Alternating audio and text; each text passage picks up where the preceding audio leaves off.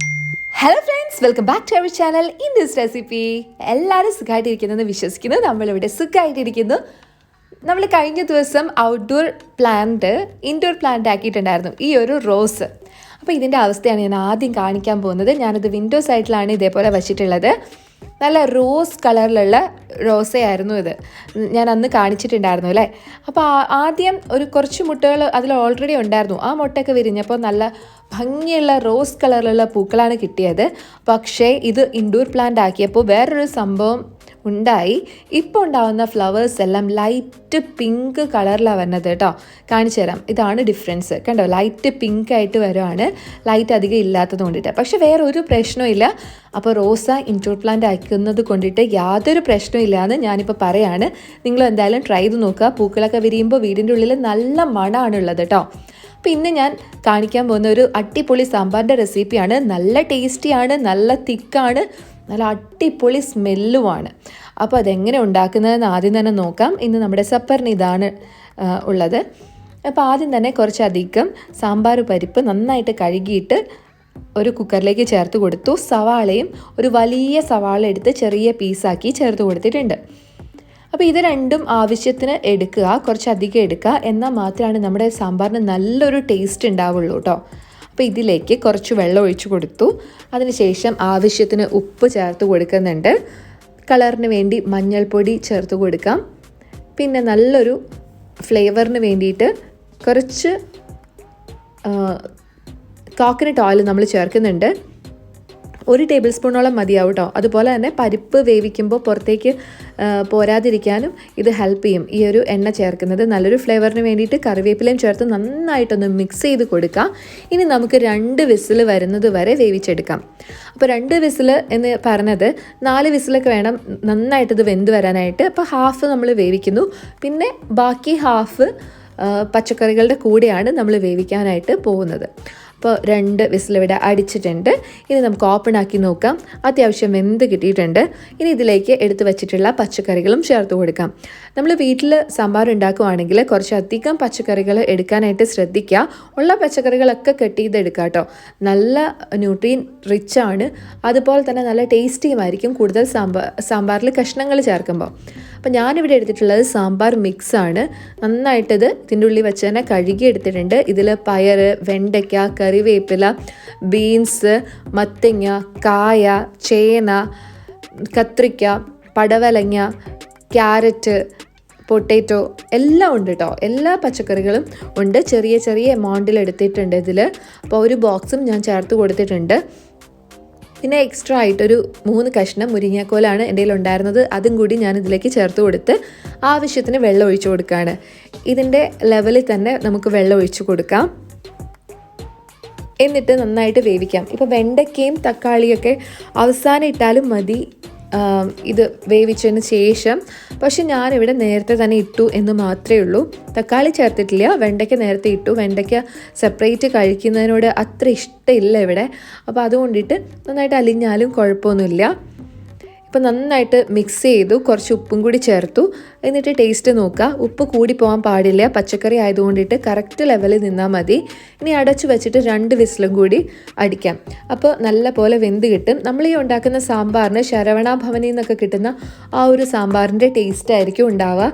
തീർച്ചയായിട്ടും ട്രൈ ചെയ്യാം കേട്ടോ. മല്ലിയില കട്ട് ചെയ്ത് വെച്ചിട്ടുണ്ട്. ഒരു തക്കാളി ചെറുതായിട്ട് കട്ട് ചെയ്ത് വെച്ചു. ചെറിയൊരു ഉണ്ട് വാളൻപുളി ഇതേപോലെ വെള്ളത്തിലിട്ട് പിഴിഞ്ഞു വെച്ചിട്ടുണ്ട്. അപ്പോൾ നമ്മുടെ ഈ ഒരു സാമ്പാർ കഷ്ണങ്ങളൊക്കെ നല്ല പോലെ വെന്ത് വന്നിട്ടുണ്ട്. ഏതെങ്കിലും ഒരു കഷ്ണം എടുത്ത് പുറത്ത് വെച്ചിട്ട് ഒന്ന് പ്രസ് ചെയ്ത് നോക്കിയാൽ അറിയാം എത്രത്തോളം വെന്തിട്ടുണ്ട് എന്ന്. അപ്പോൾ ഞാൻ ഈ ഒരു ക്യാരറ്റ് എടുത്ത് കട്ട് ചെയ്ത് നോക്കുകയാണ്. അത്യാവശ്യം വെന്തിട്ടുണ്ടത്. ജസ്റ്റ് ഒന്ന് ഒരു 5 മിനിറ്റ്സോടെ നമ്മൾ വേവിക്കുന്നുമുണ്ട്. ഒത്തിരി വെന്തുടഞ്ഞ് പോരുത്. അങ്ങനെ വെന്തുടഞ്ഞാൽ പിന്നെ നമ്മൾ ഇതൊന്ന് തിളപ്പിച്ചൊക്കെ എടുക്കുമ്പോഴാണ് ആ സ്വാദ് വരുള്ളൂ. അപ്പോഴേക്കും ഭയങ്കരമായിട്ട് അങ്ങ് അലിഞ്ഞു പോവും. അപ്പോഴും സ്വാദുണ്ടാവില്ല. സോ ഇതേപോലെ കുറച്ച് കഷ്ണങ്ങളും കുറച്ച് ആ ഒരു സൂപ്പും ഞാനെടുത്ത് മാറ്റി വയ്ക്കുകയാണ്. ഇന്നൂസിന് കൊടുക്കാൻ വേണ്ടിയിട്ടാണ് ചോറിൻ്റെ കൂടെ. നല്ല ന്യൂട്രിയൻ റിച്ച് ആയിട്ടുള്ള ഒന്നാണ് ഈ ഒരു സൂപ്പെന്ന് പറയുന്നത്. അപ്പോൾ ഇതിലേക്ക് തക്കാളി കൂടി ഇട്ടിട്ടുണ്ട് കേട്ടോ. അതിനുശേഷം തക്കാളി ഒന്നിങ്ങനെ പൊങ്ങി വന്നിട്ടുണ്ട് വെന്ത്. ആ സമയത്ത് പുളി കൂടി ചേർത്തു. ഒത്തിരി പുളി ചേർക്കരുത്, തക്കാളി ഓൾറെഡി ചേർത്തിട്ടുണ്ട്. സോ പുളി ചെറുതായിട്ടൊരു മൈൽഡ് പുളി മതി. ആ സമയത്ത് നമുക്ക് എസെൻഷ്യലായിട്ട് ചെയ്യേണ്ട ഒരു സ്റ്റെപ്പാണ് ഈ പൊടികളൊക്കെ ഒന്ന് ചൂടാക്കി എടുക്കുക എന്നുള്ളത്. സോ ഞാനിവിടെ ഒരു ഫ്രൈങ് പാനിൽ 3 ടേബിൾ സ്പൂണോളം സാമ്പാർ പൗഡർ ചേർത്ത് കൊടുത്തിട്ടുണ്ട്. എരിവിനാവശ്യമായിട്ടുള്ള സാധാരണ മുളക് പൊടി ചേർത്ത് കൊടുത്തു. മല്ലിപ്പൊടി 1 ടേബിൾ സ്പൂൺ ചേർക്കുന്നുണ്ട്. മല്ലിയില ചേർക്കുന്നത് കൊണ്ടിട്ടാണ് ഞാൻ കൂടുതൽ ചേർക്കാത്തത് കേട്ടോ. അപ്പോൾ എന്തായാലും അവസാനം കുറച്ച് മല്ലിയിലയും കൂടി ചേർക്കുമ്പോഴാണ് ആ സാമ്പാറിന് നല്ലൊരു ഫ്ലേവർ വരിക. പിന്നെ അതിലേക്ക് 1 ടേബിൾ സ്പൂണോളം മഞ്ഞൾപ്പൊടി ചേർത്തു. മഞ്ഞൾപ്പൊടി കുറച്ച് കൂടുതൽ ചേർക്കുമ്പോഴാണ് യെല്ലോയിഷ് കളർ വരുന്നത്. പിന്നെ കുറച്ച് കായപ്പൊടി കൂടി ചേർത്തിട്ടുണ്ട് കേട്ടോ. 1/2 ടേബിൾ സ്പൂണോളം കായപ്പൊടി കൂടി ചേർത്തു. നല്ല പോലെ അങ്ങ് മിക്സ് ചെയ്യാണ്. ചെറിയ ഫ്ലെയിം ഓൺ ആക്കി. ഇപ്പോഴാണ് ഞാൻ ഫ്ലെയിം ഓൺ ആക്കിയത് ഇത് മിക്സ് ചെയ്യുമ്പോൾ. അല്ലെങ്കിൽ പെട്ടെന്ന് പൊടികൾ കരിഞ്ഞു പോകാൻ ചാൻസ് ഉണ്ട്. കരിഞ്ഞാൽ പിന്നെ ബ്ലാക്ക് കളറിലേക്ക് വരും. ടേസ്റ്റ് മൊത്തം കരിഞ്ഞൊരു സ്വാദിലേക്ക് മാറും. അങ്ങനെ ആവരുത്. ലോ ഫ്ലെയിമിലിട്ട് ഇതേപോലെ പതിയെ മിക്സ് ചെയ്ത് കൊടുത്തോണ്ടേ ഇരിക്കുക. ആ സമയത്ത് നല്ല പോലെ ഒരു ഫ്ലേവർ വരും, നല്ല മണം വരും. റൂം മൊത്തം മണമായിരിക്കും കേട്ടോ. നല്ല സാമ്പാറിൻ്റെ മണം. ഈ വീട്ടിൽ കയറുമ്പോൾ തന്നെ മനസ്സിലാവും അടിപൊളി ഒരു സാമ്പാർ ഇവിടെ റെഡി ആയിട്ടുണ്ടെന്ന്. അതേപോലെ മണം വരുന്ന സമയത്ത് കുറച്ച് സാമ്പാറിൻ്റെ ഗ്രേവിയും ബാക്കി വെള്ളം കൂടി ചേർക്കുക. അപ്പോൾ ലൈറ്റൊരു ചൂടായിരിക്കും ഉണ്ടാവുക വെള്ളത്തിന്. എന്നിട്ട് നന്നായിട്ട് ഇതൊന്ന് മിക്സ് ചെയ്ത് കൊടുക്കുക. ആ ഒരു ടെമ്പറേച്ചറിൽ മിക്സ് ചെയ്യുമ്പോൾ നല്ല പോലെ അങ്ങ് അലിഞ്ഞ് മിക്സായി കിട്ടും. പച്ചവെള്ളത്തിൽ മിക്സ് ചെയ്താലും അതുപോലെ തിളച്ച വെള്ളത്തിൽ മിക്സ് ചെയ്താലും കട്ട പിടിക്കും.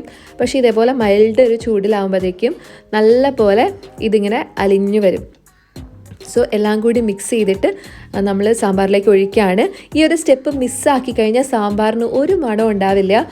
ഡയറക്റ്റ് പൊടികൾ ചേർക്കുമ്പോൾ ഇതേപോലെ ഒന്ന് മിക്സ് ആകുമ്പോഴാണ് പൊടികളിലുണ്ടായിരുന്ന ആ ഒരു സ്മെല്ലും സ്പൈസസിൻ്റേതായ എസെൻഷ്യൽ ഓയിൽസ് ഉണ്ട് ഇതിൽ, അതെല്ലാം ഒന്ന് സ്റ്റിമുലേറ്റ് ചെയ്ത് പുറത്തേക്ക് വരുള്ളൂ. അപ്പോഴാണ് നല്ലൊരു ഫ്ലേവർ വരുന്നത്. നല്ല ഫ്ലേവർ വരുമ്പോൾ നല്ല അടിപൊളി സാമ്പാറും ആയിരിക്കും. അപ്പോൾ ഇതിലേക്ക് നന്നായിട്ട് ഒഴിച്ചിട്ട് അങ്ങ് മിക്സ് ചെയ്ത് എടുത്തിട്ടുണ്ട്. ഇപ്പം തന്നെ കളറ് മാറി കുറച്ച് തിക്കായി വന്നിട്ടുണ്ട് നമ്മുടെ ഗ്രേവിയൊക്കെ. അപ്പോൾ ഞാനിതിൽ വെളുത്തുള്ളി ചേർത്തിട്ടില്ല കേട്ടോ. ചിലർ വെളുത്തുള്ളി ചേർത്ത് സാമ്പാർ ഉണ്ടാക്കും. ഞാൻ വെളുത്തുള്ളി ഉപയോഗിക്കാറില്ല. അപ്പോൾ ഇത് എൻ്റെ കറക്റ്റ് തിക്നെസ് ആയിരുന്നു സാമ്പാറിൻ്റെ. എന്നാലും ഒന്നുകൂടി തിളപ്പിക്കുന്ന സമയത്ത് കുറച്ച് വറ്റിപ്പോവും. അതുകൊണ്ട് ഒരു 1/4 ഗ്ലാസ് വെള്ളം കൂടി ഞാനിതിലേക്ക് ചേർത്ത് കൊടുത്തിട്ടുണ്ട് കേട്ടോ. അപ്പോൾ ഇത് ജസ്റ്റ് ഒന്ന് ടേസ്റ്റ് ചെയ്ത് നോക്കുകയാണ്. ഉപ്പ് എന്തെങ്കിലും ആവശ്യമുണ്ടെങ്കിൽ നമുക്ക് ഈ സമയത്ത് ചേർത്ത് കൊടുക്കാം. നമ്മളിപ്പോൾ ഫൈനൽ സ്റ്റേജിലെത്തി സാമ്പാറിൻ്റെ. ഈ സമയത്ത് ഒരു 1/2 ടേബിൾ സ്പൂണോളം പഞ്ചസാര ചേർത്ത് കൊടുത്തിട്ടുണ്ട്. പുളിയുണ്ട്, എരിവുണ്ട്. അപ്പോൾ അതൊക്കെ ബാലൻസ് ചെയ്യാൻ വേണ്ടി ഒരല്പം ഒരു നുള്ള് പഞ്ചസാര ചേർത്ത് കൊടുക്കാം. അതിലേക്ക് കറി ലീവ്സും മല്ലിയിലയും കൂടി ഇട്ട് കൊടുക്കാം. നമുക്കിതേപോലെ നല്ലൊരു ഫ്ലേവർ ആയിരിക്കും ആ സമയത്ത്. കാരണം അവസാന സമയത്ത് ഇങ്ങനെ ചേർക്കുമ്പോൾ അടിപൊളിയാണ്. അതിൻ്റെ കൂടെ കുറച്ച് കായപ്പൊടി കൂടി ഞാൻ വീണ്ടും ചേർക്കുന്നുണ്ട് എക്സ്ട്രാ ആയിട്ട്. കായപ്പൊടിയാണ് സാമ്പാറിൻ്റെ മെയിനായിട്ടുള്ള ഫ്ലേവർ എടുത്ത് നിൽക്കേണ്ട ഒന്ന് കേട്ടോ. അപ്പോൾ ഇതൊന്ന് 2 മിനിറ്റ് തിളയ്ക്കട്ടെ. ആ സമയം കൊണ്ട് നമുക്കിതിലേക്ക് വറുക്കാനുള്ള സാധനങ്ങളൊക്കെ എടുക്കാം. അതായത് താളിച്ചിടാനുള്ളത്. കോക്കനട്ട് ഓയിൽ ഒന്ന് ചൂടായി വരുന്ന സമയത്ത് 1 ടേബിൾ സ്പൂണോളം കടുകിട്ട് കൊടുത്തു. നന്നായിട്ട് ഇതൊന്ന് പൊട്ടി വരട്ടെ. പൊട്ടി വരുന്ന സമയത്ത് നമുക്കിതിലേക്ക് കറിവേപ്പില ഒന്ന് കട്ട് ചെയ്തിട്ട് ഇട്ട് കൊടുക്കാം. നന്നായിട്ടൊന്ന് ചൂടായി വരുന്ന സമയത്ത് കട്ട് ചെയ്ത് വെച്ചിട്ടുള്ള ഒരു 3 വറ്റൽമുളക് ഇതേപോലെ ചേർത്ത് കൊടുത്ത് ഒന്ന് മിക്സ് ചെയ്ത് കൊടുക്കാം. ഇതേപോലെ ഒരു പാത്രം ഉണ്ടെങ്കിൽ വളരെ എളുപ്പമാണ് കേട്ടോ ഇതേപോലെ വറുത്തിടാനൊക്കെ. ഇത് നമ്മുടെ ചായയൊക്കെ ചൂടാക്കുന്ന ചെറിയ ഒരു നോൺ സ്റ്റിക്കിൻ്റെ പാനാണ്. ഇതെല്ലായിടത്തും അവൈലബിൾ ആണ്. അപ്പോൾ ഞാനിതാണ് യൂസ് ചെയ്യുക. അപ്പോൾ ഇത് ഫ്രൈ ചെയ്തതിന് ശേഷം അതിലേക്ക് കുറച്ച് കായപ്പൊടിയും കൂടി ഇട്ടു. അപ്പോഴാണ് ആ ടോപ്പിംഗ് ആയിട്ട് ഇങ്ങനെ ഒരു എണ്ണ കിടക്കുമ്പോൾ അതിലും നല്ലൊരു ഫ്ലേവർ വരുന്നത്. ഒന്ന് മിക്സ് ചെയ്ത് കൊടുത്ത ശേഷം നമുക്ക് സാമ്പാറിലേക്ക് ചേർത്ത് കൊടുക്കാം. ആ ഒരു ഇങ്ങനെ ഒരു സ്റ്റീം വരുന്ന സമയത്ത് തന്നെ നമുക്കിതൊന്ന് അടച്ച് വെക്കണം കേട്ടോ. ഞാൻ 2 കറിവേപ്പിലയും കൂടി ചേർത്തിട്ടുണ്ട്. എന്നിട്ട് ഇതങ്ങ് അടച്ച് വയ്ക്കുകയാണ്. അടച്ചൊരു 15 മിനിറ്റ് വയ്ക്കുക. അപ്പോഴേക്കും നമ്മൾ ഈ വറുത്തിട്ടതിൻ്റെയൊക്കെ നല്ലൊരു സ്മെല്ല് സാമ്പാറിലേക്ക് ഇറങ്ങിയിട്ടുണ്ടാവും. ആ സമയത്ത് ഇന്നൂസിന് ഞാൻ ഫുഡ് കൊടുക്കുകയാണ്.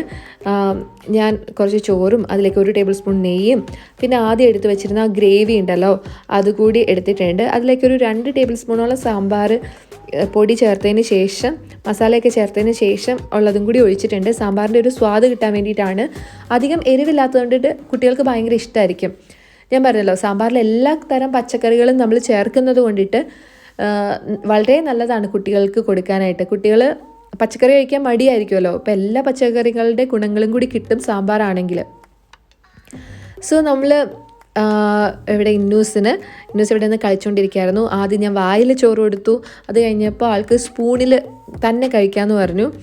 തന്നെ സ്പൂണിലൊക്കെ കഴിച്ച് കഴിഞ്ഞ് കുസൃതിയൊക്കെ കാണിച്ച് കൈകൊണ്ടായി കഴിക്കൽ. പിന്നെ കുറച്ച് നേരം കാർട്ടൂണൊക്കെ കണ്ട് തന്നെ ചോറുണ്ട് ഫിനിഷ് ചെയ്തിട്ടുണ്ട് ഗുഡ് ഗേളായിട്ട്. അപ്പോൾ ഇതത്ര വലിയ ഈസിയുള്ള കാര്യമല്ല കുട്ടികൾക്ക് ചോറ് കൊടുക്കുക എന്ന് പറയുന്നത് അല്ലേ. എന്തായാലും ഹെർക്കുലിയൻ ടാസ്ക് തന്നെയാണ്. പല രീതിയിൽ അവരെങ്ങനെയെങ്കിലുമൊക്കെ ഒന്ന് കഴിക്കട്ടെ. അപ്പോൾ എന്തായാലും ഫിനിഷ് ആക്കിയിട്ടുണ്ട് സാമ്പാർ കൂട്ടി, നമ്മുടെ അടിപൊളി സാമ്പാർ കൂട്ടിയിട്ടുള്ള ചോറ്.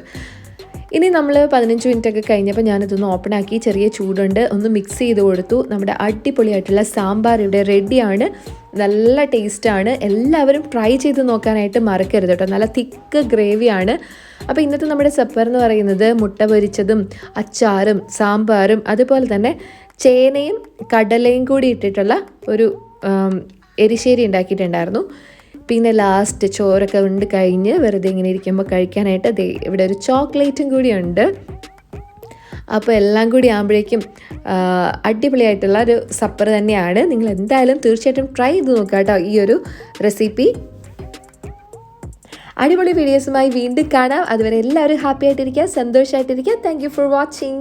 Please like, comment and subscribe ചെയ്യാൻ മറക്കല്ലേ. ബൈ.